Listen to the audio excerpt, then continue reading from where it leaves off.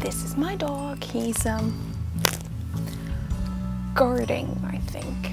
Hello everybody and welcome back to another review. I am sorry that it has been such a long time. I had planned on doing kind of a bunch of reviews in other videos, but life got in the way and I got some really bad news the other day, so I'm kind of mildly in panic and stress mode. But I have at least one book to talk about right now, and that is The Scorpio Races by Maggie Stiefvater. I have already reviewed Maggie Stiefvater's The Raven Boys before, and I have actually read the first 3 books in that cycle. I love it so much. This is one of her other really well-known books. This is in fact, I believe, her only standalone novel that she's ever written. And as you can see by this little shiny silver medal, it was a Prince Honor book, I believe back in 2012. Don't quote me on the date, I'm not 100% sure. The Scorpio Races is a kind of fantastical, magical realism, mythological folklore retelling kind of a novel. That was a lot of categories, I realize, and I deeply apologize. Scorpio Races takes place on the island of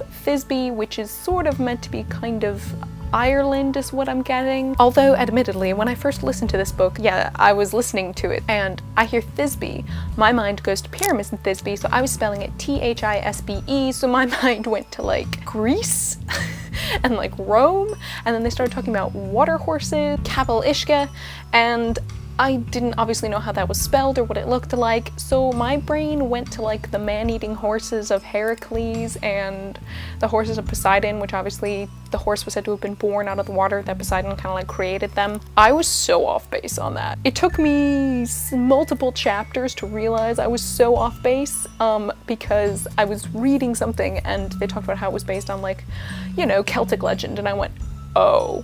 I should have guessed, it's Maggie Stiefvater, and if the Raven cycle proves anything, she really likes Celtic myth. I kind of feel like a bit of an idiot because I definitely was making parallels to Greek myth. So kind of had to scrap all that and just go from there. Which means really I didn't know too much about anything when I was listening to it because I don't know Celtic myth all that much. I really focused on Greco-Roman. So yeah, now that I've already given a whole bunch of it away, the Scorpio Races takes place on the island of Thisbe and involves a race that takes place every single year in November and involves these mystical horses that come out of the water known as the Capel Ishka. Now these aren't just any horses, they are said to be faster than any other horse like ever, and yeah, they eat flesh and blood. Like they'll eat each other, they will eat sheep, they will eat people. They're kind of terrifying actually. It's really, I look at them as this physical manifestation of nature, which I think is sort of what they're meant to be in a way. They're raw and primal and you can't really apply any logic to them per se, and you can't necessarily know how they're gonna react other than that, like keep them away from the salt water because they love it and like all bets are off. I don't know, they were pretty cool but also pretty scary at the same time, and I really enjoyed that. This is told in dual point of view narrative, so you have a young man by the name of Sean and you have a young girl who goes by the name of Puck. I don't know about you guys, but when I hear Puck, I think of Midsummer Night's Dream and Robin Goodfellow, so I'm thinking someone who's gonna be kind of spunky and quirky and a bit of a trickster. And Puck is definitely spunky and she's very spirited. I don't know if she's that much of a trickster,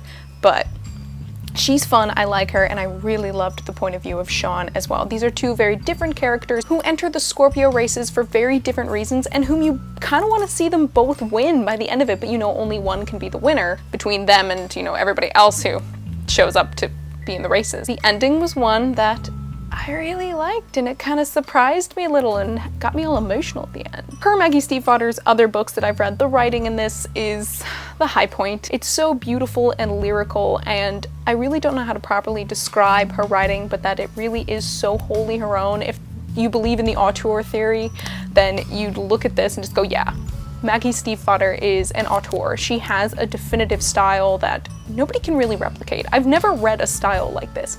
Not in YA, not in adult fiction, not even in young readers or middle grade. It's just, she is her own, and there's something musical about it, which I love. On the note of music, if you listen to the audiobook, the music that is actually played in there was composed and performed by Maggie Stiefvater. I know she plays a good deal of like Celtic instruments. I think she was competitive on the bagpipes, if I heard that correctly, and I think that's pretty dang cool.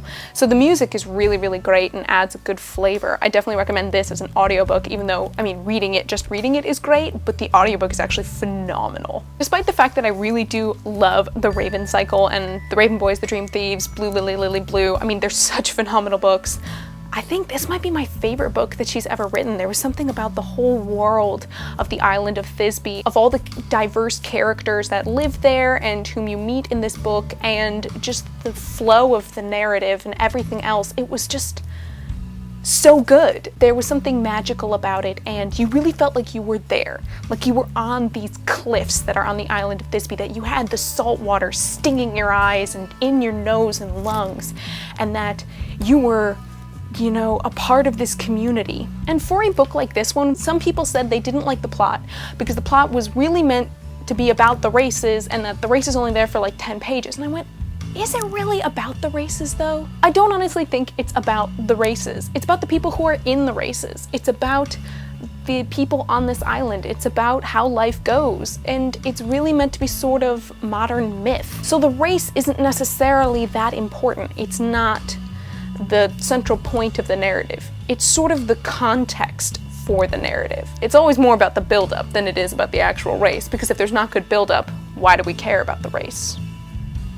So yes, if you haven't read the Scorpio Races, I think a lot of people already have by this point because it's a really popular book. I'm late to the party, I know, but if you haven't read the Scorpio Races by Maggie Stiefvater, you have to go pick it up because it's so good. And I do, again, really recommend the audiobook for this one because it's absolutely phenomenal. The two readers are amazing and you get to hear the music, and that's quite a nice bonus. As well as I know at the end there's actually a really good Q&A with Maggie Stiefvater, and she has some really interesting and fun things to say about the writing of this book. But that's it for me today, guys, and so until next time, cheers.